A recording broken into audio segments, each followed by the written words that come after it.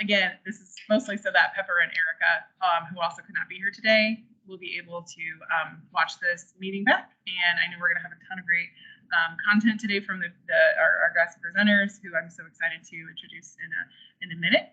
I want to first turn off the transcriptions. It's not annoying. Okay. I also want to remind everyone this is the first in our student success series that we're going to be running throughout this year through this committee. So this is an opportunity for us to do some specific deep dive focuses on important populations of students throughout the state. And so our first population of students that we're going to focus on is students with intellectual disabilities. And that is what our guest speakers are here in the room, and some on the phone as well, to help us learn more about what we're doing in Indiana. So with that, I'm going to turn it over to John Anderson, right? Yep. And let you take it away, introduce yourself and everyone else. And thank you for being here with us. Right. Should I sit? Should I stand? What should I do? Totally your call, whatever you're most comfortable with. Okay. I'm going to stand just because of. And there's a thing over, you can stand at that if you want. And I'll share your presentation.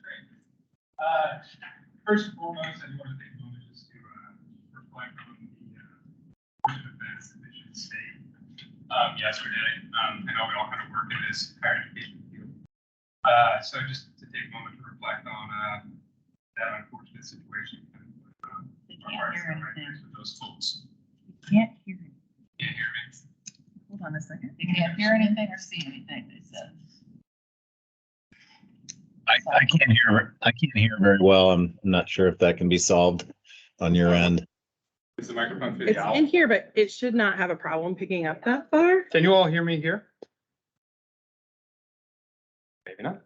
That was better. Yeah, that's better. That was better. Okay. Okay.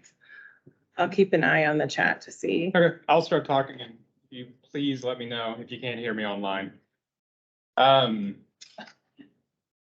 Yeah. So with that being said, I want to take the time to also thank you all for letting us be here. As I was mentioning briefly to Commissioner Lowry, we're a population that doesn't get spoken about much in higher education. Students with disabilities in general in the higher education environment has long been kind of shrouded in mystery for lots of folks, but it does make up a pretty significant population of students in higher education. About 19 to 20% of students in higher education have a disability. That's across public institutions, private institutions, community colleges, etc. This population is a specific, smaller population that has historically been marginalized from higher education opportunities and historically marginalized from society. We're making this broad push from more institutional settings into the community, and this higher education seems to be the new frontier. And I'm going to try to just provide a little bit of background as to where this space started, a little bit of the federal landscape and the state landscape in this space, and then I'm going to get the heck out of the way, and I'm going to provide the people who are actually doing the work here in the state to talk about what's happening at their programs at the 4 places that have got some really neat I stuff. still can't hear anything or see anything. They may need to restart. Everybody else on there seems to be hearing and seeing okay. So with that being said, my name is John Andresen. I am a research scientist at the Indiana Institute on Disability and Community. And I recently finished my dissertation in this space. I've had a passion for this. I was a junior high school teacher for students with disabilities broadly. And I saw that this was an opportunity that largely was left unnoticed by our high school teachers, counselors, et cetera, that this would be a potential opportunity for students with intellectual disabilities. I was lucky enough to secure some funding here as I started in higher education as a faculty member at IU Bloomington to do a little bit of work in this space. And as I was looking at that, I noticed the commission's recent initiative to kind of push forward the college going rate of Hoosiers broadly. And I said, hey, you know what would really help that mission is helping this group of historically marginalized folks. So with all of that said, I'm going to try to provide a little backdrop. Please ask me questions if you have questions. I realize that this is a space that you probably don't interact with very often, so please ask questions as they come up. I'm getting a clicker too. Oh, great. Somebody's bringing that up to me. I Fantastic. forgot. And if you go to But the in the next slide. meantime, Yeah. we'll do it this way. So here's a little bit of background about what a college and a university-based transition program for students with intellectual disabilities is. Commissioner Lowry. John, you're probably going to cover this. Yeah. So I will be that person, to probably ask you questions, but will you contextualize at some moment here what you mean by students with intellectual disabilities? Next slide. Wonderful question. I'm glad you asked that. What is intellectual disability? Yeah, just keep doing it. Just keep doing it. We spent a little bit of time yesterday going through it. Yes, yes. What is intellectual disability? So this is that historic term that you have probably heard, MR, mental retardation. We're moving into a new world right here. So it's intellectual disability. Students who struggle with intellectual capacity as well as adaptive behavior. So you can see up there on the screen, intellectual functioning, we're still using IQ tests. We can spend the next 4 to 5 hours about my issues with IQ tests. We're not going to go there. It's intellectual functioning and adaptive behavior. This is a group that has historically been put into institutions and separated from society in the United States. As we push away from that and we push towards including these individuals in the community, we think about a couple of things that are really important for the population. Number one, employment. Number two, some sort of independent living. But also friendship, having the opportunity to have risk and make mistakes, etc. So this is that population we're talking about. So hopefully that provides a little bit of backdrop as to who we're talking about on campus. Any questions there? Great. Next slide, please. Intellectual disability, we see a lot of movement or a push broadly in this space to improve the employment outcomes of this population. And I know that that's a strong push for higher education broadly. This population is the most underemployed and unemployed population of people with this, broadly. Okay, that's awesome. Thank you. This group is more likely to be unemployed, earn lower wages, more susceptible to poverty than any other group with disability. This is due to a variety of different things. Misperceptions about disability, so folks don't know what this is or how to interact with these folks. A lack of options for post-school life, some misguided policies, and a scarce understanding of post-secondary options. So what are they going to do when they leave that high school environment? Families report that often is, what am I going to do when my student no longer has the support of the K-12 environment? It's a scary service cliff. That's a term that we use in the area a lot, the service cliff. And so this is providing an option. It's not the only option, but an option for these folks and their families to help transition into a real, meaningful life. Now, Indiana's employment data does highlight this quite a bit. The Day Employment Services and Other Systems report, the DaySoft report, tells us that about 23% of this population in the state of Indiana, as of last year, or I guess this is 2 years ago, we're working on the 2022 report, was employed in an individual job. That means that they were employed in the community. Almost the same amount is employed in sheltered employment. Does anybody know what sheltered employment is? Okay, sheltered employment is like a group facility where folks are working for below minimum wage. Sometimes as low as cents per hour to complete some sort of task. They work with a group of other folks with disabilities, usually very limited interaction with one another, very institution-like.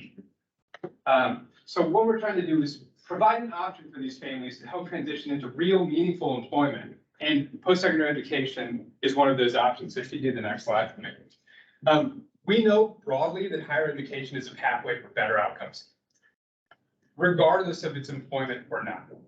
Just speaking personally on my higher education experience, I learned a lot about who I was, how to interact with people, how to do my laundry. That was a really big one. It took me a while to figure that one out. And I apologize if anybody was in one of my classes for the first 4 weeks. I don't think I had it nailed down for a while. Did you end up with pink shirts? There was a Like lot, so many? yeah, I did not really get that whole, lights with lights. So, but this is an opportunity to be away from your parents, to have an opportunity to take some risks, make some mistakes and learn from them. Now, higher education isn't necessarily for everybody. It is this cost benefit approach, right? You've got to determine if it's appropriate for you. Will this education, the skill, this experience, this potential salary increase outweigh the time I need to be in the higher education environment? will it be worth the tuition I pay? We know that a lot of jobs are expecting some sort of post-secondary credential. I don't mean just a bachelor's degree. I mean anything, an associate's degree, some form. Ivy Tech has a lot of incredible Credentials. industry recognized credentials that align with specific jobs, skills, tasks here in the state of Indiana that we desperately need. We know that for a variety of our marginalized populations, this absolutely has a significant impact on their earnings throughout the career of this individual from age 22 to age 65. And that is true for degree type, gender, race, socioeconomic status as well. And what's really neat is that it's very influential on individuals with intellectual disability as well. And that shows up in multiple different data sets. Andreessen and Nord 2020, that's the American Community Survey. So that's a broad census instrument. We know that it works with this population. And Andreessen 2021, that is based on a vocational rehabilitation report, which is specific to disability types. But we know this is showing up in a lot of our data. Next slide, please. So in response to that, there's been a broad movement. I'm going to try to pick pace. I apologize because I want to give some break for my folks as well. But there's been a movement to expand higher education for individuals with intellectual disabilities. 2008, the Higher Education Act was reauthorized as a higher education opportunity act. A very small portion of that really impacted our community greatly. It introduced a couple of different things, but most importantly, grant funding for program startup or expansion. This is something that happened in the state of Indiana. We received that grant, and I'm going to tell you about it in just a little bit. It also introduced this Think College, this National Coordinating Center. They do a lot of technical assistance and support for those grant-funded projects, as well as, and I think this is really critical as well, is the availability of federal funding through the FAFSA for scholarships. It says for institutions, and that's it's for individuals, but some institutions can apply for it based on certain criteria. I will get to that as well. And then we've got a brand new addition, which is this ongoing technical and assistance and support for states and local regions to help support programs with whatever they may be dealing with on the floor. So what we're trying to get going in Indiana right now. Next slide, please, Charlie. This has expanded greatly across the state. There's over 300 programs on a variety of different campuses. These are in community colleges. These are in public four-year institutions. These are in our private institutions. They are broadly integrated within the landscape of our higher education environment. The only state we're missing, is that Wyoming? Let me help you here. Okay, it's Wyoming, and we are working at that. We've got 4 currently in operation here in the state of Indiana, and we are working on a couple more, which is really super duper exciting. Next slide, please. There's a couple of different formats for this, and I think this is really critical, especially for our folks here in higher education. So there's 2 models for this.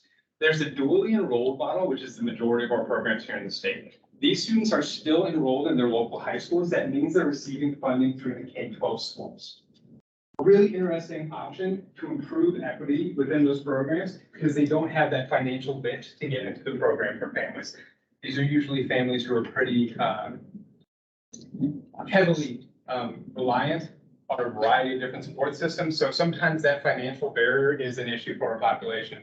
And these programs build partnerships with universities to provide access to courses, facilities, jobs, etc. Then there's an institution-specific model where students are actually applying and enrolling as adults apart from that high school experience.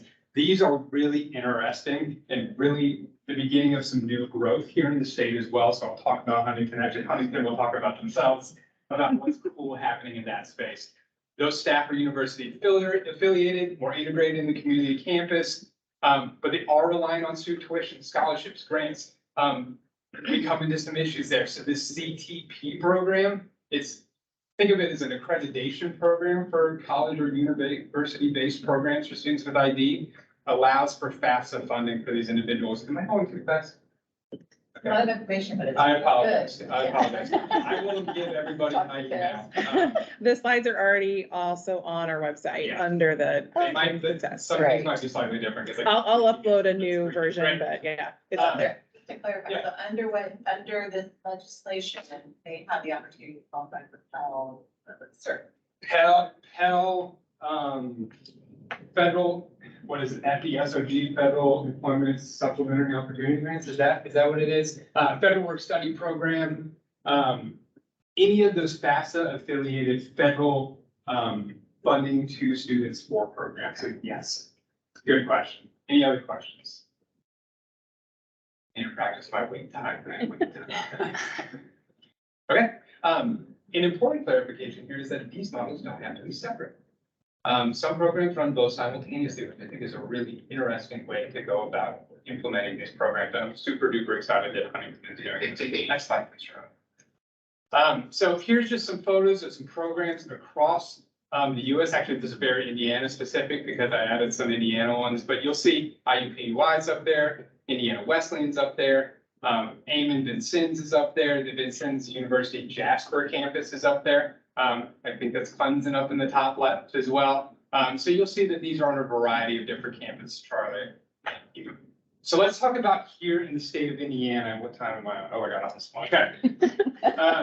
We are the whole, this is the whole hour and a half, so Okay. you That have makes me even feel- probably a little bit more time than I initially told you, So so. I'm gonna take it. Okay. Let's talk about the state of Indiana. I'm really interested in what is possible here in the Hoosier State. We've had some really interesting things happen, and you can go to the next slide. So far, and I think there's a lot of room for growth. So you'll see up on the screen is a map of where our 4 currently existing programs that are enrolling students with intellectual disability are. We've got IUPUI, which is aligned with the Indianapolis Public Schools. We've got Indiana Wesleyan University, which is tied to the Grant County Schools. Community School Corporation? Yeah. Special ed cooperative. There we go. Vincennes University Jasper, which is also tied to the K-12 school district, and then Huntington University, which is aligned with their local community school district, but also has an institution-specific model as well. There are 2 programs in development, which I'm incredibly excited about, which is Ivy Tech in Columbus, which you'll see in the yellow. Those colors aren't coming up great. I should have picked different colors. I apologize. And Ivy Tech Fort Wayne. Ivy Tech is such a valuable piece to the community here in the state of Indiana. Critical because it is embedded in so many communities across the state and a clear and obvious partner for the inclusion of these students. And if you go to the next slide, you'll also see that these programs have been discussed quite a few places as well, just not yet implemented. 2 really interesting ones, I think, mainly because I was involved in the discussions, are Indiana University in Bloomington and Purdue University's campus in Westlake. I'm an alma mater of both, which is so twisted that I could potentially have a degree from both the Hoosiers I do too. and the Boilermakers, yeah, but that is where I'm at. But we also have a lot of opportunity out there. You'll see that there's a lot of, for lack of a better term, I hate using this, but deserts. It's clear that Gary's critically tapped in to this framework right now. Our folks down in the southern part of the state, we have some programs in Louisville, so there's some folks right across the border from New Albany, but there's just nothing there. You have a question? The programs in development at Ivy Tech, are those both institutions specific and control, or they? Great question. So I can speak for Ivy Tech Fort Wayne, and I know that Megan, who is working on that, is online, so I'm sure she can connect with you as well. Ivy Tech Fort Wayne is going to be institution specific, and those students are going to be embedded entirely into that campus and aligned with certificates, not certificates, credentials that are already in place. Nothing needs to be revitalized or changed or added for this program. We're just providing the support so that these students can be as successful as they possibly can be. And Columbus, I know that there's some really cool stuff. Mary is doing some amazing stuff there. I cannot speak specifically to an institution-specific model there. I believe that she's doing a dually enrolled, but I think that there's space or opportunity for further conversation in that space. Lovely question. Any other questions? No. Okay, great. Charlie, thank you. So I kind of spoke about this already, but the 4 Indiana current programs are all dually enrolled. They have a dually enrolled model, except for Huntington, which also has that institution-specific model. So that is the one that is going to have students who are actually eligible for federal funding for their education. But there's a lot of possibility out there for future institution-specific models. We need some buy-in from institutions of higher education though. Next slide, Charlie. Let's talk about the population in Indiana, how big it is. Students with ID represent this, this critical at-risk population of Hoosiers. And there's quite a few of them as well. These numbers are from the Indiana Board of Education, the most recent ones I could find, which are 2021. We're looking at if we're going to think about the typical college going ages of 18 to 22, there's about 3,880 of those students of that total population of 12,000 that would fit that criteria. In our current programs in existence, only 41 students are enrolled in post-secondary education. That's right around 1%. Right around 1%. And now I will say, this program isn't for everybody. These programs are not supposed to be for the, maybe majority of individuals with intellectual disabilities, but it should be a critical option. And as of right now, because of the fact that they are tied to local school districts, a lot of them are incredibly geographically tied. If you want to go to IUPUI's, the IUPUI site program, you have to be an IPS student. There's no other way to be involved in that. Thank you so much. Okay, good. I'm so glad that I don't have to keep bothering Charlie. Oh, no, you're good. Not a bother. I was, Geographically tied. oh yeah, they're geographically tied. So that's part of our issue, is that we cannot enroll more of these students with the current infrastructure that we have. Not to say that the programs that we have aren't doing a tremendous service for this population, but there are more folks out there that could benefit from this. So let's talk about the surrounding states and where we fit into this. So you're gonna have to follow me here because I had to do a lot of estimating to get this. I could not find exact numbers on population of individuals with ID in each state. I used prevalence of ID, and then I used state population according to the census. So this population number that you see right here is an estimate based on 1.1% of the total state population being an individual with intellectual disability. So that's not exact numbers. But you'll see here, to the number of programs that are in each state, especially the ones that are surrounding us, we are struggling the most with our ratio. We're pretty close here with the other ones, but for every 18,700 individuals with intellectual disabilities, now that's across the lifespan, there's one program that would accept them into a post-secondary education environment. Historically marginalized. I don't know if I should say historically, a marginalized population.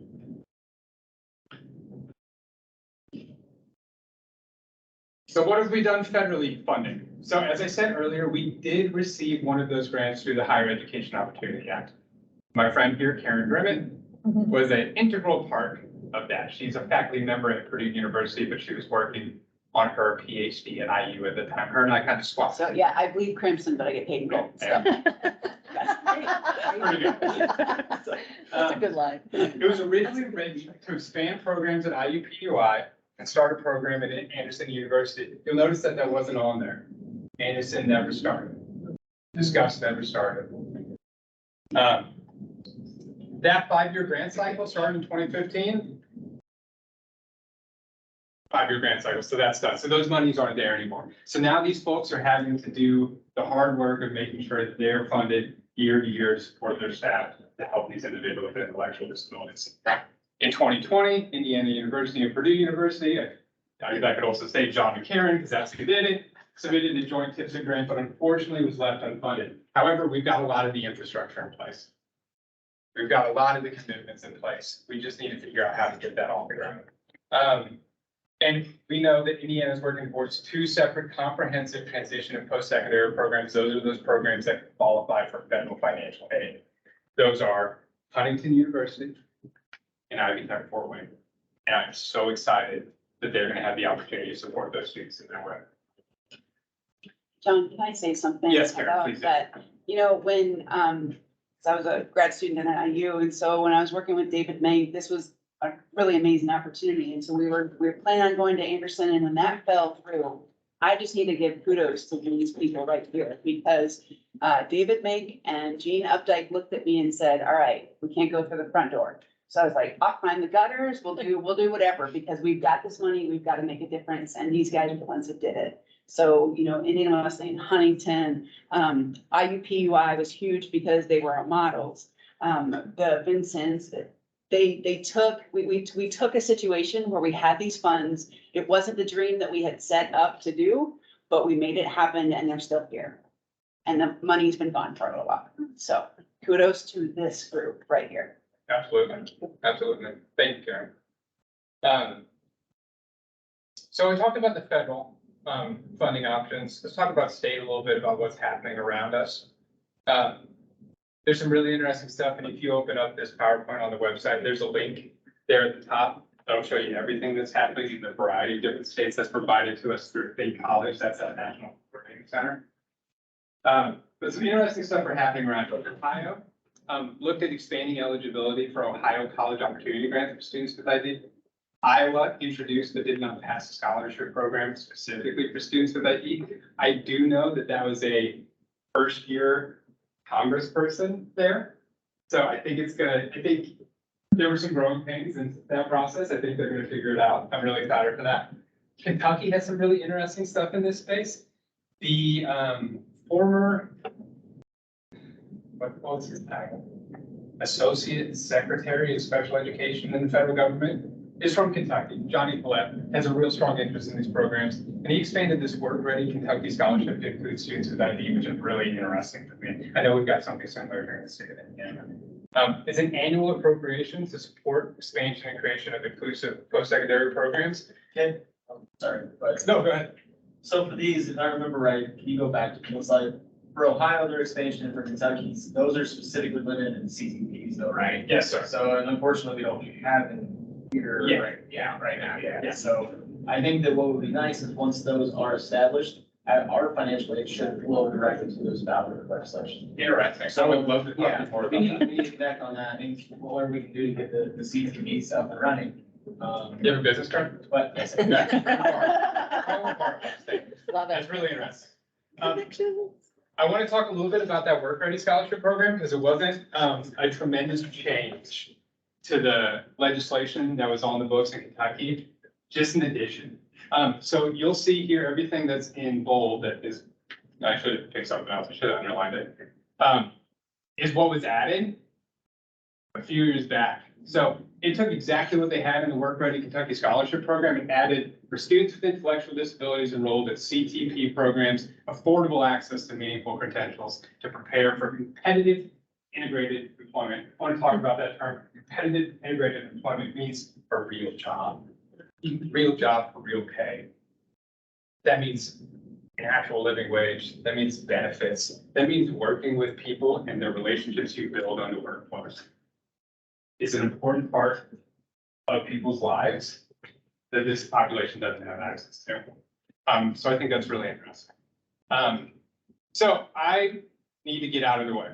So what I want to do is provide an opportunity for the current programs, where we've got some students who are going to talk, some families, some directors and staff, just to talk about some of the success that has happened at those programs. I know that aligns with the student success that we're hoping to talk about here. So before I back away, any questions about what I've presented thus far? Thank you so much. So Lisa, would you like to share a little? Sure. Good afternoon. My name is Lisa. I am the Grant County Executive Director for the Special Ed Cooperative. I serve 5 public schools in Grant County. Alphabetically, of course, Eastbrook, Madison Grant, Marion, Mississinawa, and Oak Hill. So 4 small schools, one kind of a little bit larger urban district, you know, the setting in middle Indiana. And we are blessed to be one of the 4 existing or 4 current, because there were a few more than 4. We started with like 7 or 8. So there are 4 left, I think we should say. But because of Dr. Karen Grimmett, and a relationship, because she started teaching at many community schools back in, you know, whenever, she brought this idea to us. And so before we talk about that, let me take you back to 1989, 34 years ago. I know it's probably hard for you to believe that I taught for 34 years, but 34 years ago, as a life skills teacher, I had about 12 kids in a class with 2 paraprofessionals. And my job was to teach them independence, self-advocacy, and vocational skills. Their parents wanted them to be able to read. That reading looked different than their peers. But we taught, how to read labels on prescriptions and labels at the grocery store, those kinds of things. So in 1989, early 90s, all 12 of my kids had jobs. Every single one of them, either at school or in the community. So 30 years ago, we were doing what we're talking about now, but we're trying to expand that. So all those years that we were doing this, there was something missing. What about that group between 18 to 22? So if you know the law, students in Indiana are allowed to go to school through their 22nd birthday. They may enter their local high school as a 14-year-old and still be in a self-contained classroom 8 or 9 years later with the same teacher. Oh, Mrs. Graham, she's still the same 9 years later. She's still talking about the same things. Oh, lots of kids have graduated. I've got new friends now. They're 4 years younger than me, but you see what I mean? So not having that opportunity to be with age-appropriate peers between those real formidable years when kids are, like you said, learning to make mistakes, learning what independence is like, learning how to do your laundry, how to show up on time, what happens if you don't show up on time to a job, maybe getting fired from your first job. None of those things were really happening because we didn't have a post-secondary option. So this opportunity in 2014, right before the funding came through in 15, when Karen came to us and said, what do you think? Do you think it could work on your campus? I don't know if it can work, but I am all about trying. So Karen had connections because you haven't said this yet. That was your alma mater in your undergrad. I was in my undergrad, yeah. So she had some backdoor connections. We were going on campus anytime we could get on campus, even if it was just to walk, the sidewalks or to go to the student center and eat lunch, maybe. We were there because we wanted our kids to have those connections. So when she offered that opportunity, we were all about it. They said no right away. Because in our original proposal, we talked about residential. We wanted our kids to have the opportunity to live in a dormitory, just like all the other students. That was the deal breaker. As soon as we mentioned that, they were like, oh, no, we can't do that. That's too dangerous. There's too many. Of course, that does make sense. The liabilities are huge. They said no. We went back a year later, rewrote that proposal for what would it look like if our students were duly enrolled. So the public school districts still were accepting public dollars, and they were still responsible for them. The teacher was still part of that school district, but we come to your campus to provide these opportunities. That looked a little different to them. They were very open to that. So that first year at second semester, about right now, we had 5 students and a part-time teacher go in a utility bus across town. And this was just Marion Community Schools because at the time I only worked for Marion. And they finished that year. We had 12 the next year with a full-time teacher. Our students audit a college class. They have peer mentors and interns. So you think about sociology, theology, education, psychology, any of those students that need internships or they need time, they're working with our students on campus now. And then they all had a job. Each semester they have a different job. Some in food service, some grounds and maintenance, some working at the rec center. So they're all building their resume, just like all the other college students on campus, to figure out what they want to do, what they're good at, what they're not good at, what they absolutely don't want in a job. Those are all happening on campus, just like all the other students. So we're 10 years in. My teacher is actually online somewhere. We can't see her, but Jamie Westgate is with us today. Unfortunately, we had 2 students lined up. They both have fevers that time of year. We said, please stay home. You don't need that. So unfortunately, I don't get to hear from them personally, but Jamie is online. So 10 years later, what does that look like on campus at IWU? Jamie? Hello, sorry I couldn't be there. Like she said, we did have 2 students, and I'm sad they can't share with you because they were very excited and upset that they couldn't be here today. But I have felt very blessed to be a part of this program for 8 years. I'm thankful for Indiana Wesleyan for embracing this program and allowing us to be a part of this wonderful campus. As I look back on the 8 years that I've had here, there's been tons and tons of meaningful experiences that we've had with my students and the college students, and those that have helped us in our program. I've seen where this program has grown and where students have matured and become more independent. Like she said, their days kind of look different, but they all kind of are involved in the same things. Auditing a class, meeting with mentors, working on job skills, a new program we have this year is we're involved working with PT students. We have a PT program on campus, and so we are involved with them, and they are kind of showing us the rec center and how better that we can utilize the rec center better, and how we can properly lift weights and use the treadmill. It's been a wonderful experience for us, and they have loved it. Some of my students don't love exercise, and so, but they have embraced this. That, you know, when they first come, like when we have visit day we're getting ready to have visit day in April, I have a lot of nervous, timid students and parents when they come, and my student's going to get lost. My student's very shy. They don't know how to make friends, you know, what's going to happen. And by the end of their 3rd year, it just looks like a different student. They have tons of friends. After the 2nd day that they're here for orientation, they know their way around campus. They don't want my help. They don't want to be seen with me walking around campus. It's just a great experience, and it's a great independence for them. The mentors on campus that we have just embrace the impact students.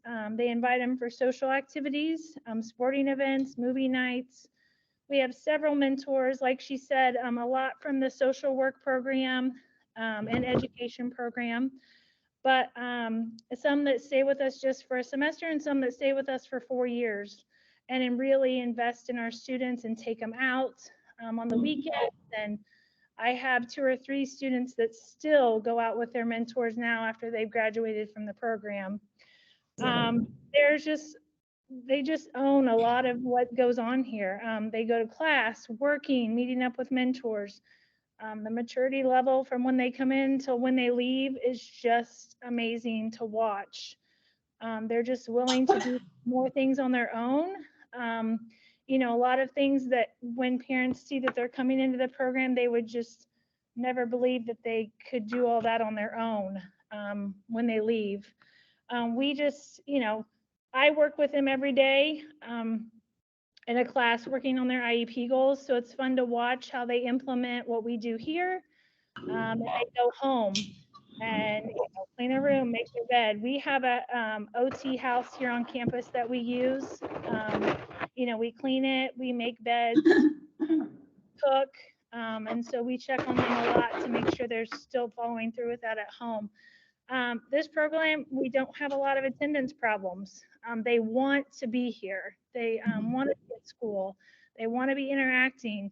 One of the students I interviewed yesterday, he said, I'm just so thankful to be a college student and that I get to be here on campus and just involved in what's going on, and that I can learn to self-advocate for myself and be independent. And I've really seen that this year with him, just fighting for himself and He's getting ready to graduate, so we have a lot of things that he wants to accomplish before he graduates. They just flourish. We don't have behavior problems. They're just so different from high school because they have 18 to 22-year-olds here on campus that they can watch and, mimic, watch their social skills, and we just don't have the behavior problems. And, we work in a lot of different jobs here, and watching my students run a register at Trader James, which is a convenience store on campus, watching them cash people out and just standing in front of their college peers and doing a group project in their college class. Something, I just had one do one at the end of last semester, something he never thought he would do, and he accomplished it. He was scared to death, but he accomplished it and felt good about himself. A lot of them realize that right now it's nice to live with their parents, but it's great to be able to apply for apartments and to be able to hopefully one day be able to live on their own. We had one student when I first began that he lived on his own, and he came to us and he was kind of by himself, didn't move here with his parents, but lived on his own and just needed guidance on how to pay his bills and guidance on how to make a plan for himself, and how to get a job. And so guiding him in that direction was just so rewarding for us. We love that we can partner with Priettes and Voc Rehab. Priettes comes to us once a week and we get to partner with them. Hey, Jamie, can I just interject with that as well? Yep. Yeah, so Jamie brings up a really interesting point with a lot of these programs is that very often they are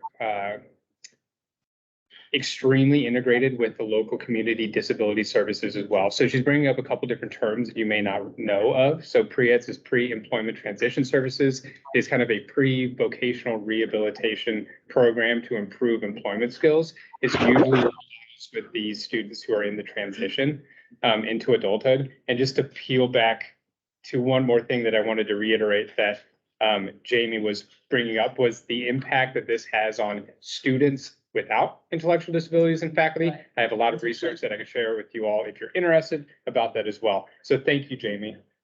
I think we're finished. Okay, great. We want to hear what everybody else is doing, so. So I think you're next. So, Thank you, Jamie. Thank you.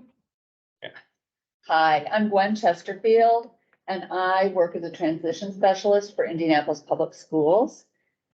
We have a program on the campus of IUPUI, and the two teachers, Maggie and Amanda, are virtual with one of our students. They also have a PowerPoint they wanted to share. I haven't gotten it in my email, so hopefully. Can they share it? They should be able to share. Let me. So, check yeah, mine. they can Absolutely. share their screen. But in the meantime, while we're talking about that, Lisa, you set a wonderful foundation, all the things you said in the beginning.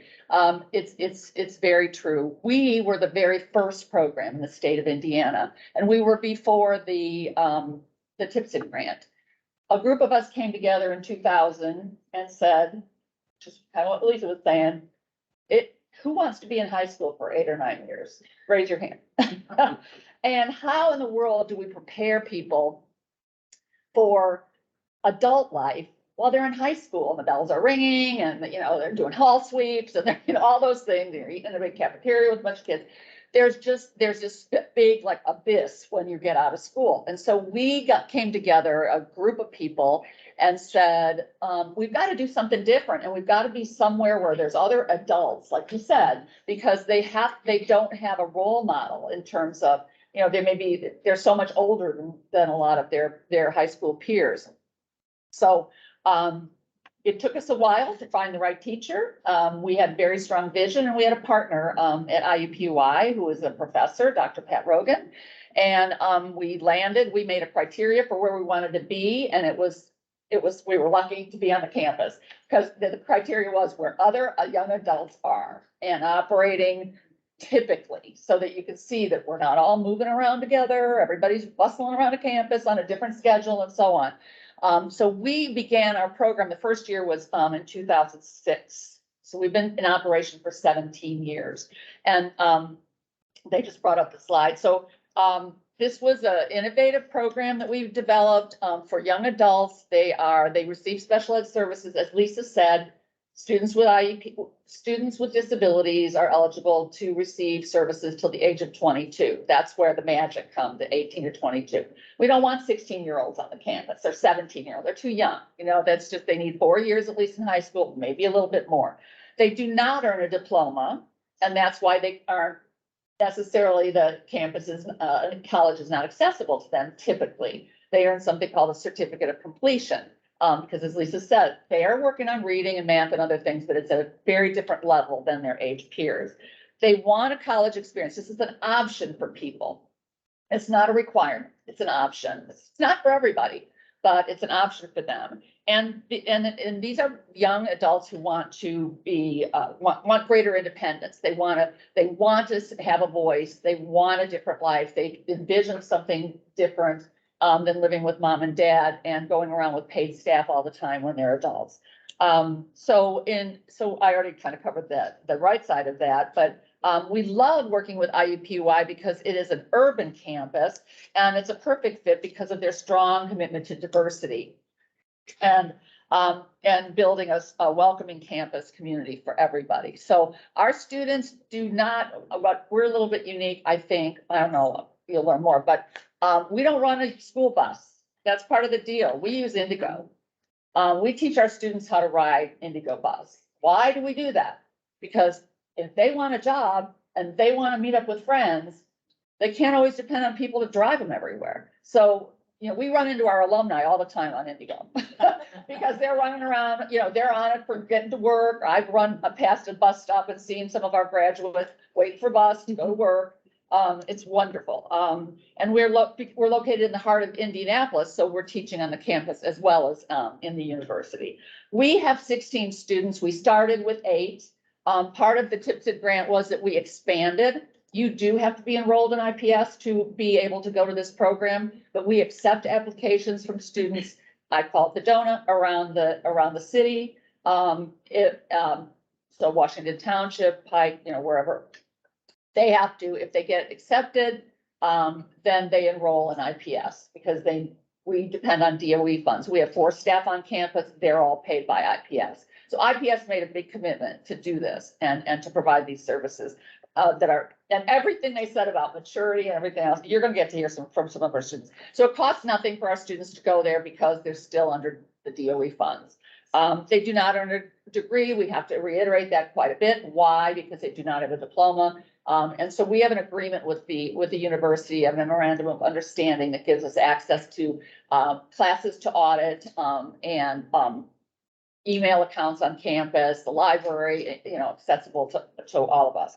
But I don't want to take any more time because I want you to hear from the teachers and our student Tiandre. So let me introduce you to our teachers, Maggie Brown and Amanda Futrell, and then you'll also hear from Tiandre Jackson. Oh, I think you're muted. Are you muted? Yep. Oh, no, we can't Oh. hear you. We can't hear you.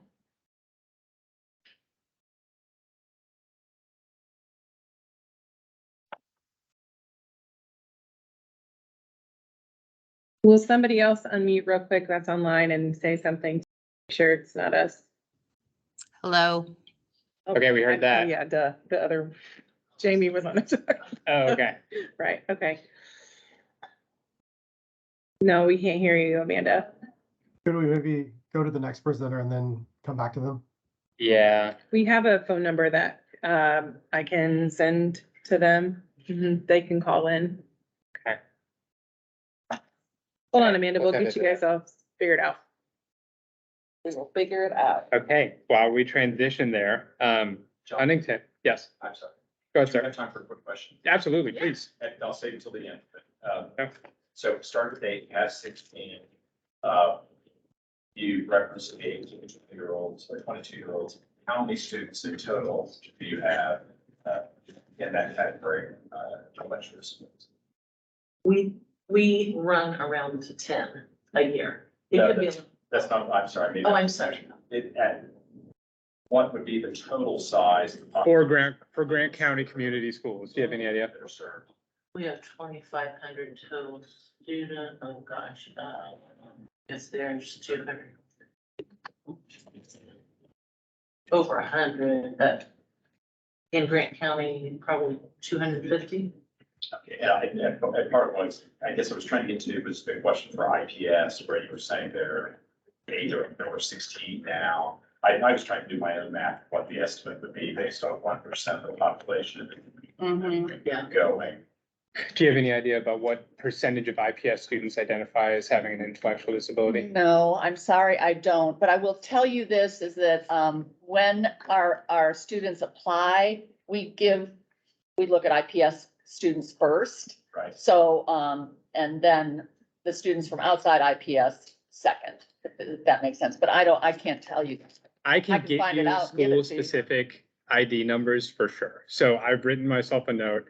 I will email those to you. Super. Yeah. I was going was size out the way in which I think of our financial aid guru down, who was giving his ideas on finances Is there. there a number that they should call? And that, and that IPS has about 32,000 students.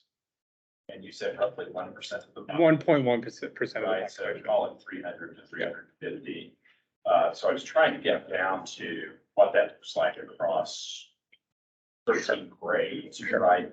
And size, what the potential could be, right? If everybody could, yes, exactly. Is it 20%? Right. Is it 100%? What that role might look like and how we might be able to be thinking about the way in which to financially come to the table. And then also looking at things like the service cliff and so forth. Sure. So I think it's a really wonderful question. we can talk offline, but those are the kind of things I'm keenly interested in to help figure out what could we do to be supportive of something that really. And I think it's a great conversation. I appreciate you bringing this up, Commissioner Long, because Is this one? I think it is important to realize that this is a tool in the toolbox. This is not everything, right? Right? We need a hammer for some things, we need a screwdriver for others. Yeah. And so what percent of the population should we expect to be entering into a post-secondary environment? I would argue, I know for sure it's not 1%. You know, yeah, but is it 20%? Is it 25%? Where does that fall? I know about, I think the numbers you all put out was about 53% of Hoosiers are going, right, to higher education? Yep. And so where does this population fit within that number? I think is a incredibly valuable conversation. So I'm happy to work with the Board of Education because I'm trying to get some other data from them right now. But about what is that population data for like our programs that are tied to a local school district and give ourselves some metrics or some benchmarks for, here's where we are, here's where we're going to get to in 5 years. Here's where we're going to get to in 10 And your years. earlier data disaggregated like 3 levels, as I recall. Yes, sir. Something like 2/3 to 3/4 of the top level. Is it that mild intellectual disability, which is usually that population that is going to be benefiting the most from this problem or from this project? That's what I was. Yeah. And thinking, are there aspirational goals? You mentioned 53, thank you. Yeah. We talked about that Yeah. a lot. So it pushed us, all of us, to think of where you would like this to go. Sure. We have students with mild intellectual disabilities as well as moderate intellectual disabilities. So if you visited us and you ever saw us all together, which you wouldn't because they scatter everywhere, you would see a great, a broad variance of skill sets. So, And not to speak for the programs, but I'm sure they would all love to have you visit as well. oh, yes, Yeah. Yeah. we'd Yeah. love to. We'll buy you Chick-fil-A. Yeah. They're going, yeah. Amanda, do you want to give it I can hear you. Hey. Hey, okay, wonderful. Would you like us to just kind of continue on? Yes. Yeah. Show you. Okay, yeah, so let us share our screen. Thank you it's great to be here. My name is Maggie Brown. I'm one of the teachers with SITE, and Amanda Futrell, the other teacher with SITE. So thank you, Gwen, for that wonderful introduction, and I'm sorry we ate up some of our time by these technical difficulties that have never happened before, but it's bound to happen today when we're presenting.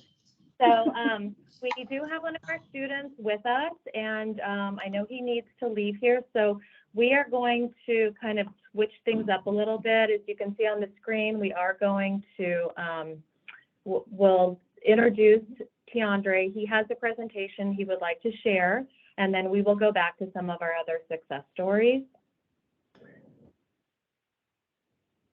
Oh, thank you. That's much Thank you. better. Yeah. There we go. Wonderful. Okay, is everyone able to see the screen? Yep. Yes, it's great. Oh, excellent. Okay, so Tiandre. It's hard because you can't see yourself, but can you all see Tiandre? Yes, you can. Okay, wonderful. I'm Tiandre. I'm a second year student. This is information about me. I was born in Indianapolis, Indiana.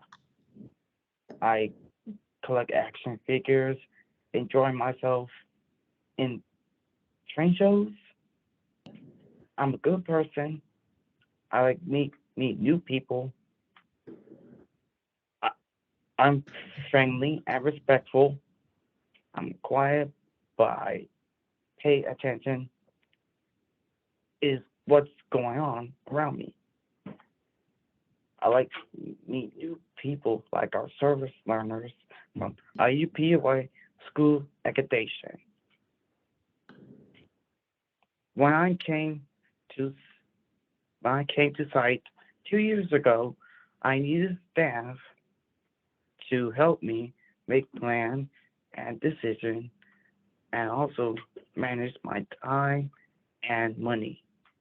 After my years with site, I can do all those things on my own now.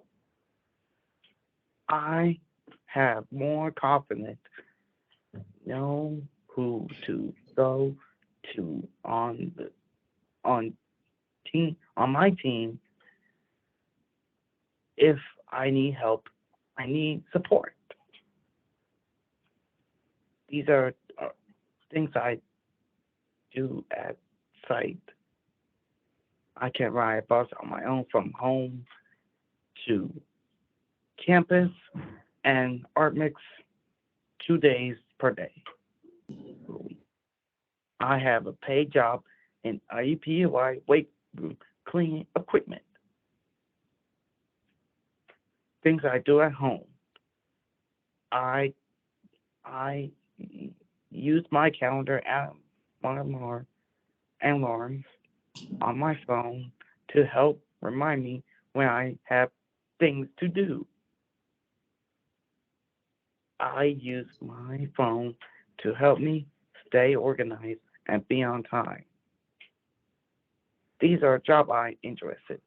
Working in the train station, collect tickets for the museum, stock items in Walmart, and working in the hotel cleaning rooms.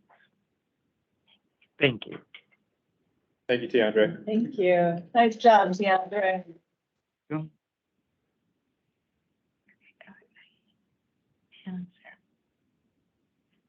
Okay, we're pulling up our other PowerPoint. There you go. Okay. Where's it? Where'd it go? Are you guys, oh, I don't know. Yeah, it was up. Yeah, we could see It was it. up. Yep. You can, because we can't. It hit, sorry. That's so weird. Okay, there we go. Yeah, we see it. So I just, again, I want to just recognize Tiandre for that. When he came to us a couple of years ago, he was very shy, didn't speak a lot. And he's really come out of and found his voice the past couple of years. And it's just really exciting that when we presented this opportunity to our students, he was one of our students who said, I can do that. And so just he's grown so much, his confidence has improved tremendously. And anyway, just thank you for taking the time to be here and share. Really proud of you. I think he's going to stay with us. So some of the skills that we would like for students to possess when they leave our program, which is either a 1 or a 2 year time frame, depending on the student. Everything is looked at based on some data that we take 3 times a year. And we look at the growth in that data. And if they do qualify for a 2nd year, they are invited back. So right now, Amanda and I are looking at that data to see if they do qualify. There is no one is forced to come back for a 2nd year. They are invited. Some choose to, and some choose to move on either with employment or other services or supports. But we really want students to leave our program as well-rounded, looking at whole person. So all of these skills that you see on the screen are so important. We don't just look at one area. And so what we try to do is think of who are some of the students who have come through our program the past 17 years, and how can we show you where they started and when they left, kind of what that looked like for them. So we looked at these different skill areas and we thought about students. So I think the next slides we're going to show you, we have 7. And I don't know, John, in terms of time, you want to give me a time frame that we're looking at here? Yeah. Could you do like 5 or less, just so that we can make sure we get to the other programs as well? Thank you. Perfect time. Yeah. Megan. So, and feel free to interrupt us and just say time's up. It's okay. So we'll go through and we'll highlight 2 students for you. And then we have one final slide. So do we want to do Karachi? Okay. So Karachi is a 2nd year student. Let's go back to those 2 pictures. No, it's fine. So one of the areas that we really focus on, especially going to school at IUPUI and having access to the city bus, are new adventures and just how to get out and about, because we don't want our students to just think that life is all about a job. As we know, that's not realistic or healthy. And so we want them to be immersed in their community, giving back, serving, but also like looking for all of those different ways, especially affordable ways. So things that they can do that are free in their community. So Karachi, last year he needed a lot of support. So we'll go to this slide. So when he came in, he really didn't have experience budgeting. He did ride his bike around. He has a YouTube channel. He loves to take videos of trains and he would post these. He's very physically fit, so he enjoys accessing his gym via his bike and then running outside on his own. But any other outings would need a lot of support. So now, 2 years later, he's in his 2nd year. He's planning all of these bus trips and takes them unsupported. And this is really exciting to see. So he'll come in and he'll say, "This is my choice, Miss Maggie, and I'm ready to plan my next week's bus outing." And I'll say, "What do you need to do?" And he'll go, he'll start researching. We know what bus he's going to be taking and what he wants to eat. And we're really planning everything down to his meal choices, so he's staying within his budget. And in addition to that, he's working part-time at Kroger, so he's balancing that school work commitment. He was very interested in meeting new people and getting involved in campus life. And one of the ways he did that is with a service learner who, we might have just gotten kicked off. Oh, are we still? I'm sorry. I thought something Yes, happened. we can see. Yeah. Okay. So one of the ways he has gotten involved is with a service learner, and he is now training for the mini marathon at NIPS, and they meet over there on a Wednesday, and he takes the bus to and from where his mom used to take him. He's researched basketball leagues using an app, and he is the Meetup app, and he's interested in starting to play with this league. And before he departs in May, he was able to audit his first basketball class with IUPUI, which is really exciting because you kind of have to pass this little test. So kudos to him. Our second student that we really want to focus on is Emmanuel. And Emmanuel, we he's just an amazing student. He graduated from our program, I think back in 17. But when I really think about a student who comes to our program knowing what they want, and this doesn't always happen, of course, but he had this amazing vision, but he just didn't know how to make it happen. He wanted a job, he wanted to move out, he wanted to be independent, get his driver's license. So throughout the course of the year with the supports and services on campus and in the community, he now lives on his own. He pays rent, helps mom. He worked with a service learner, did test after test after test practicing for his driver's license, eventually got it, saved up to purchase a truck.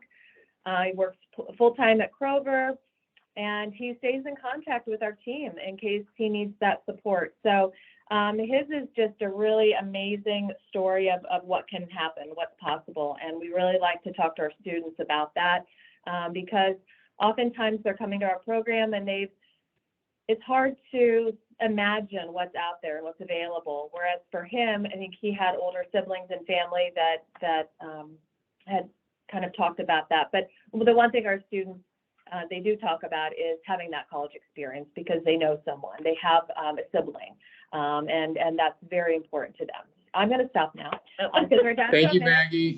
Thank you, Amanda. Amanda. That was wonderful. Awesome. Thank you. Absolutely. John, we had one more slide. I don't know if we had time for it, but it's how we could create more opportunities. And I don't know if this is something that you want to get to at the end of the presentation. Yeah, that's great. And actually, could you please send me that PowerPoint and I'll make sure that Charlie gets it and we can hopefully get it put on the website as well. So that it could be up there. Yeah. That'd be really wonderful. Thank you so Okay, much, thank- Maggie. Thank you, Amanda. Yeah. Cool. Okay, not to transition too quickly, but I want everybody to be able to share about the unique perspectives that programs bring, and especially Huntington, because Huntington is working towards that CTP certification. So Bring the Huntington, light back on now. yeah. So my name is Erica Marshall and this is Michaela James. Michaela started with us on January 3rd. So very new. But Huntington, so I have been with the ABLE program with Huntington University since its inception. I was the transition coordinator for the public school. When our grant funding ended, Huntington University decided to own the program without being completely duly enrolled, which allowed us to accept students from surrounding districts. So we started that, 2 or 3 years. We started the process much earlier. So, I left the public school district and came to the institution. 2.5 years into my role, they asked me to, apply for the support services for students with disabilities on campus that serves all students. And so, ABLE was under the education department until August of this year. And so now it's all under, we serve all students with disabilities in the same way from the same office. And in the last 3 weeks, we were approved for a comprehensive transition program. So that started, Congrats. nervous, but excited. So, parents could start pulling down the funding for students to enroll. And so as an institution, we're working on what those funding pieces look like. Because we don't want to price students out or the school district out. And so because we do allow them, because students can stay enrolled until they're 22, we make sure that we price the program under what they will still make money to keep those students enrolled, because they allow us to have a job coach and a bus. So, so we keep that under for those students who are dually enrolled. And we wrote a 3-year grant from Anthony Wayne Service Foundation recently. So, we are in our 3rd phase of residential. So our students that probably we would have asked to come and speak with us spent the night on campus last night, and they wouldn't see their best selves today. Because they have 8 a.m. class. And it was not, she was a bit drunk. So we are moving towards the residential piece for students too. But we partner with our academic programs. So our occupational therapy doctoral program comes and does an evaluation of all of our students to make sure that, they're safe to live in residence before we start that. And then we know what skills they need to work on, so that we can support them in getting to where they want to be. So, that's kind of where we are right now. And then historically, our students have maintained their friendships. And so when we think about, my husband was in the Marine Corps, so I didn't have a traditional college experience. He was deployed, I was going to school on the Marine Corps base, but he says it's the largest fraternity in the world, so. But when I think about like my kids' traditional college experience, our able students are having that same experience. And so as they graduated and exited the program, they're doing life with their peers that were their friends in school. So, all of our students that have left the program are maybe not full-time, but they are gainfully employed in their communities. We have 2 female students who work part-time, but they're also mothers. And so, they have children and families, and they've been able to, audit early childhood classes. And so I had a student who just reached out to me in the last 6 months. Her daughter, isn't developed, like, she's not meeting her milestones as she should. And so, but she texted me and she was like, Erica, remember my early childhood class? My daughter isn't, like, she's not crawling yet, and she should be. And so she was able, from auditing that class, she was able to recognize, and so we could get early, head start into place for her. And so, and then our baseball team has been phenomenal with all of our able students. And so they have one student that they particularly enjoy, and they always had guys' night. So every, I don't know, is it Monday night football? Yeah. We're soccer. But he watches football, and so they would have guys' night. And then when his grandma passed away, they all showed up at the funeral. And they continued, the students that have stayed semi-locally continue to have guys' night with him. So even though he's living with his grandpa, he still has those connections. But when our baseball team was on a mission trip, the pastor on the trip asked one of the students what able meant to him. And he said, Able has taught me how to love unconditionally. And so it's not just for students with intellectual disabilities, it's teaching all of our students how to be better people and go in, because they're gonna be the ones with jobs for managing places. And so we want them to understand so we can make it better. I think that's a piece that I just want to always touch on. Yeah, good Is point. that, it really helps advocate and spread the word of what students can do because they see. So, is there anything that you want? I mean, I'm new, obviously, and so, the things I've experienced, I went to school there, so I was a mentor myself. And now being the director of the program is kind of the dream come true. Being able to see things flourish, and especially the residential program, help make that a more established thing is really exciting, so. How many students are you guys serving? We have 12 students. And we're a small campus. And so we're navigating, how many students.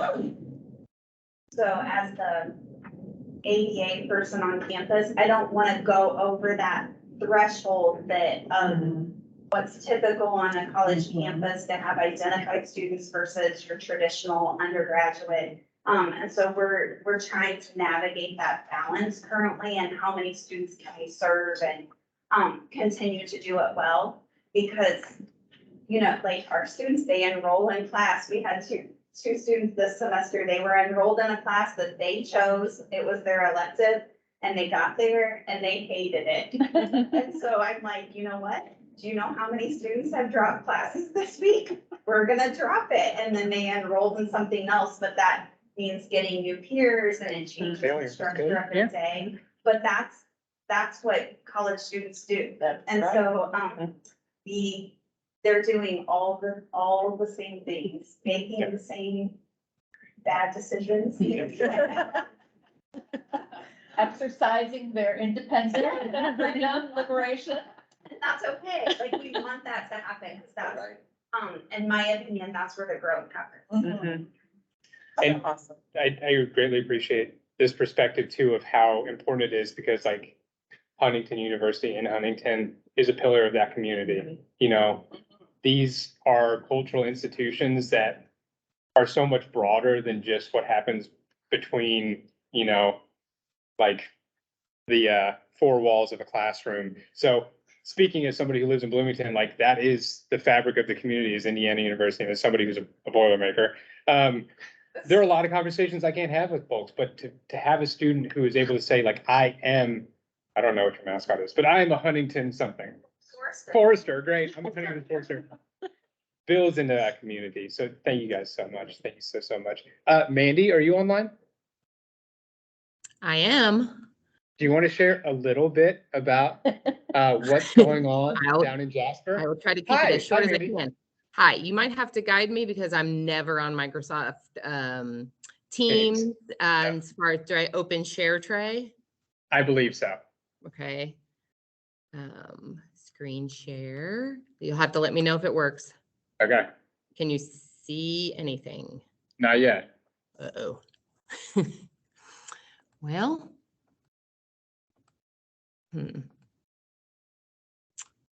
Just due to the fact that we have 12 minutes, is there any way you could do it without? Okay, yep, I am going to, you just won't get the, you know, my beautiful videos or anything like that, but I will do the best I can off of the slides that I created.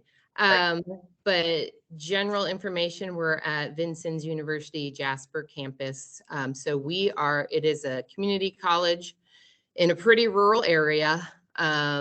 So our downfall, unfortunately, is that it's pretty much a commuter campus. There's no residence halls, so nothing like that.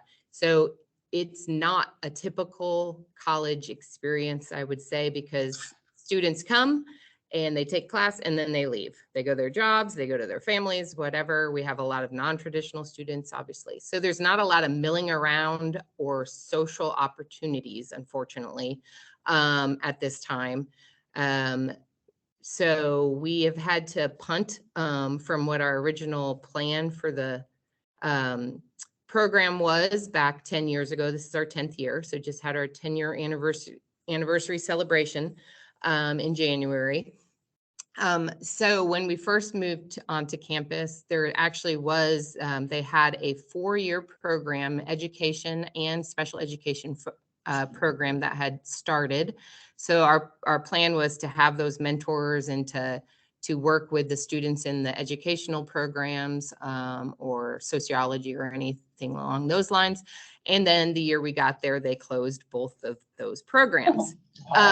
So therein lied some of the issues that we've come across. But we have just kind of developed our own program, mixing a bunch of ideas from other programs, and we had to do what worked best for our community.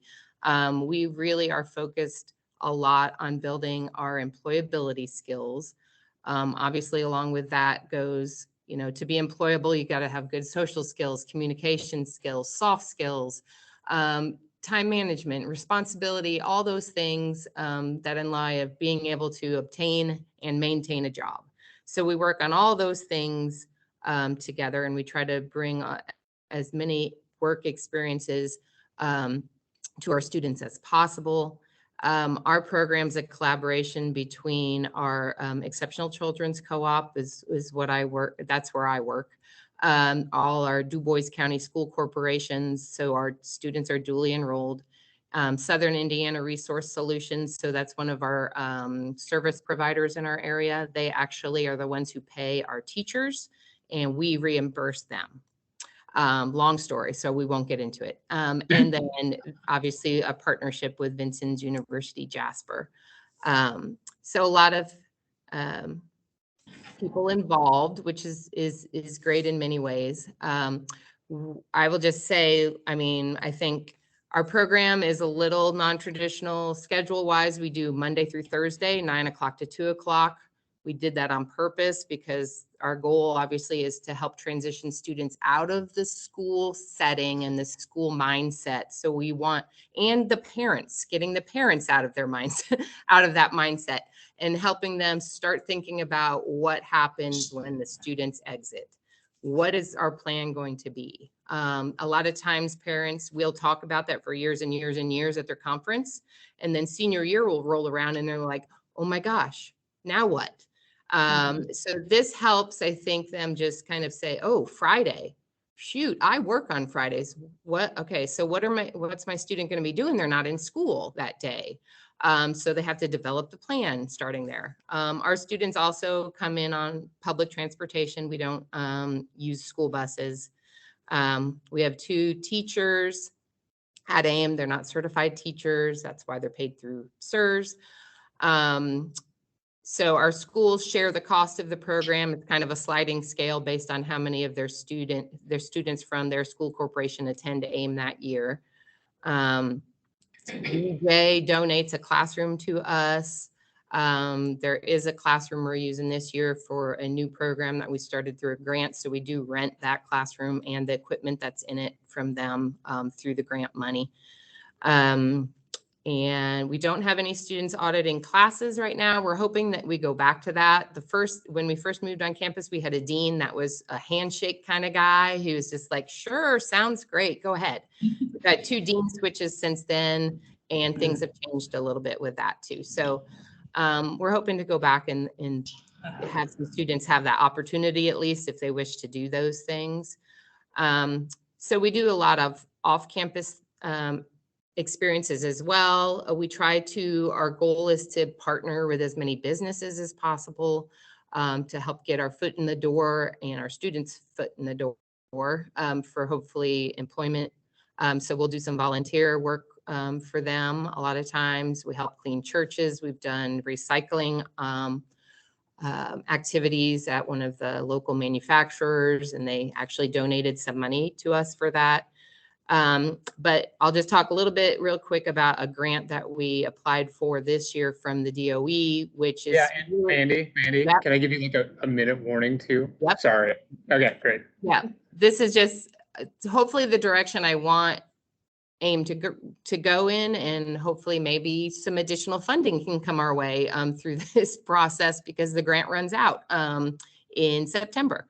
So we used our grant money to help pay for some professors from VUJ to teach 2 classes to our students. And actually one of them's a community partner, but we go through the business and industry side of VUJ. So they give them a stipend and we reimburse them. So we have like a food safety class where our students will get to, at the end of the class, if they want to take the online ServSafe certification, they can do that.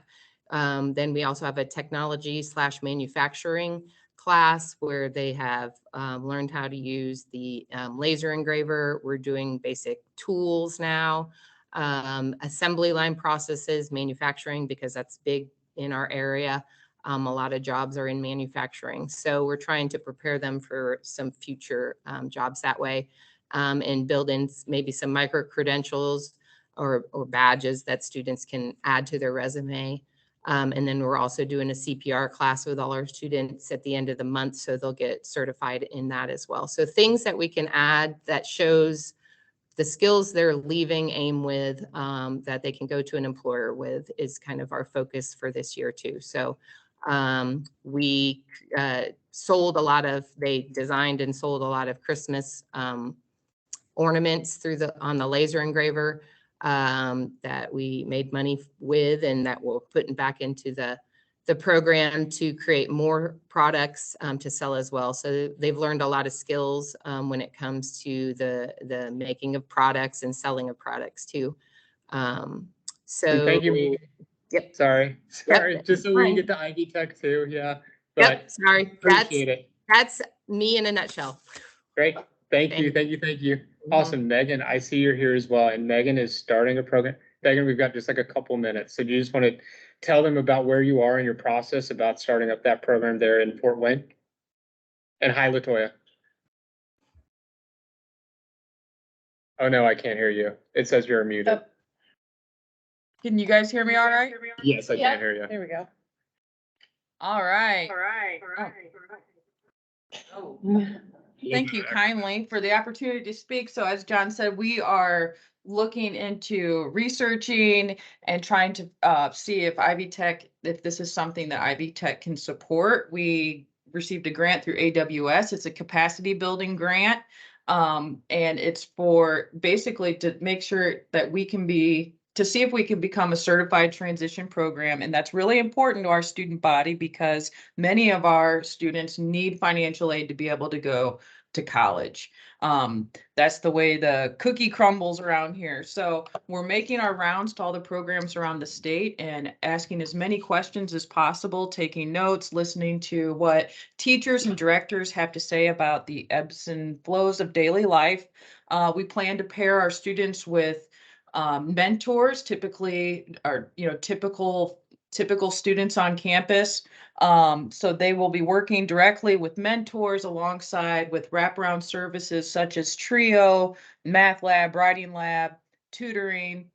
And then, and I'm also happy to announce that we work very closely with the Latoya Allen, famously known for working tirelessly for our ID students, our students with intellectual disabilities and disabilities in general. So I feel very well supported, and she comes to the table with such amazing ideas. So we're not recreating the wheel here. We are using, our aim is to use local agencies to help support these classes that these students need, such as Voc Rehab for employment skills, junior achievement for consumable math, financial literacy, McMillan Health Center, which is a very big organization in the Fort Wayne area that focuses on health and wellness, and then Goodwill as well for employment skills. So we're hoping that we're going to be able to tie in a lot of local communities, and then also the many resources that Ivy Tech offers.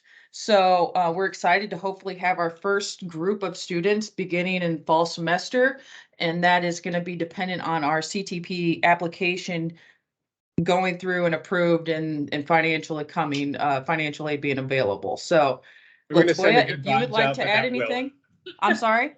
I'm going to send the good vibes out that will happen. Yes, Latoya, good vibes, I would good love to vibes hear all from you. around. So Latoya, if you wanted to say anything, feel free to share, but thank you for the opportunity to speak. Latoya, just because we're so short on.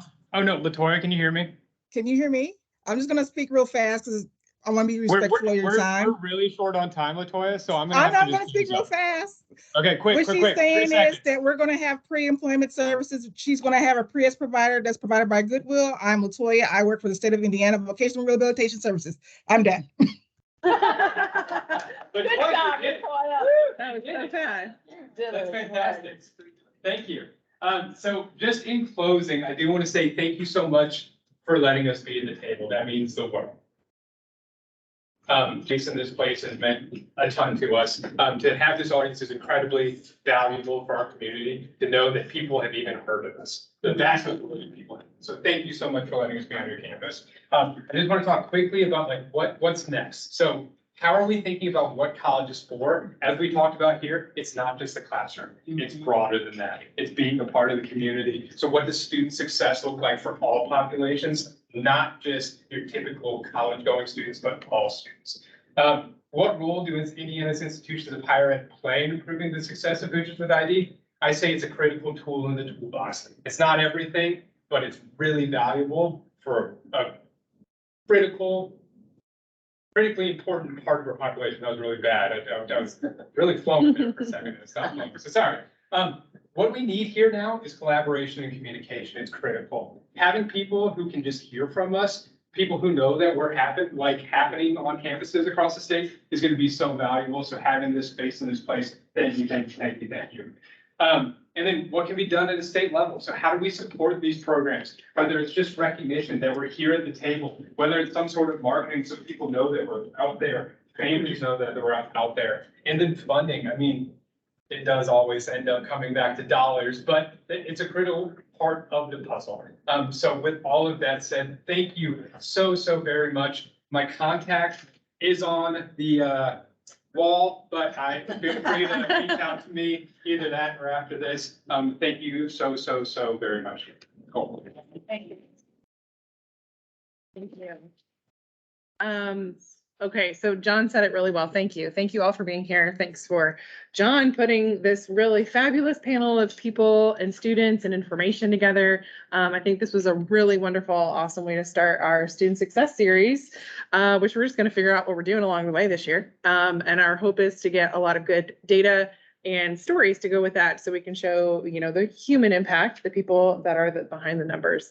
And then I also want to really quickly say, John and I have already talked about adding some new communications materials to we send an annual shipment to schools, to the K-12 schools. That includes information about the 21st Century Scholars Program. Great opportunity for us to put some information about the opportunities that are available for students with intellectual disabilities in Indiana. So we're definitely taking some steps, I think, to make sure that we're communicating about a lot of these opportunities. So we greatly appreciate that. Yeah. It's such a huge step for us. Good. Yeah, thank you. And you're gonna help me make a survey that we're well. gonna send to our institution partners, just to see what other data we can collect, while we're working on some other, longer longitudinal data information. With that, anybody have any questions? I know we're at time. I'll just do a quick reminder of our next Student Success and Completion Committee meeting, which is on April 11th. But before that, we have lots of other things. Our Faculty Leadership Conference is the 24th. Weldon Conference is April 3rd, and the State of Higher Education is April 4th. All of you are welcome to join us for any of those as well. But with that, again, thank you to all of you for joining us today. Thank you for having us. Thank you. Just on behalf of the commission itself, thank you so much for putting all the time and really the effort and resources you're doing to assist this population. It's an important population that oftentimes gets overlooked and is not getting the attention yet. It is incredible and an integral part of our overall workforce capacity if we're going to continue to meet the needs of so many jobs in our state. So it's really having an impact. So thank you very much. I really appreciate the dedication you're doing it. It's been an eye-opening presentation here today for me. I've learned a great deal and have a much greater awareness than I ever did before. So thank you very much. Thank you. Thank you. Awesome. Good deal. Good deal.